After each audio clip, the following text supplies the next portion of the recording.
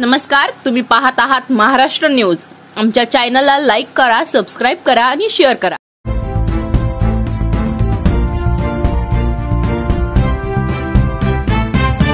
महाराष्ट्र राज्य परिचारिका संघटनेच्या 7व्या वेतन आयोगातील वेतन फरक आणि भरती विरोधात मुंबईतील आझाद मैदानात धरणे आंदोलन सुरू केले।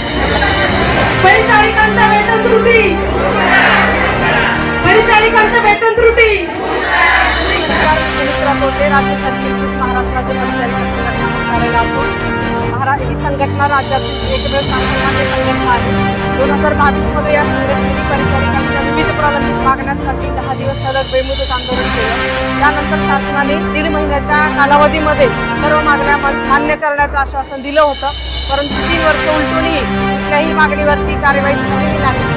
आज महाराष्ट्रामध्ये सगळ्यात गंभीर बाब आहे की शासनाने कंत्राटी भरतीचा निर्णय परिचारिकांच्या बाबतीत घेतलेला आहे। हा अत्यंत दुर्दैवी आहे। महाराष्ट्रातल्या सर्व संस्थांमध्ये 50% अधिक पद रिक्त आहेत आणि 100% योजना या महाराष्ट्र शासनाकडून राबवल्या जात आहेत।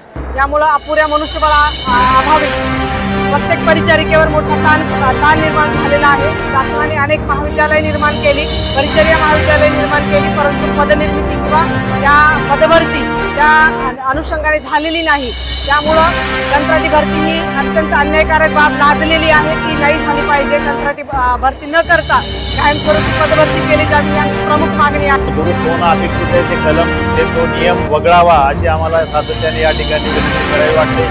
तसेच आमच्या नर्सिंग कॉलेजच्या विद्यार्थ्यांचं विद्यावेतन हे फार तुटपुंज आहे, तर तेही वाढवणं अपेक्षित आहे। या सर्व विविध मागण्यासाठी या ठिकाणी आम्ही शासनाला जाग आणण्यासाठी या ठिकाणी थांबलेलो आहे। यामध्ये कसली रुग्णसेवा आम्ही विस्कळीत केलेली नाही, परंतु ती विस्कळीत होऊ नये अशी आमची अपेक्षा आहे। त्यामुळे लवकर दखल घेतली तर उत्तम होईल। धन्यवाद।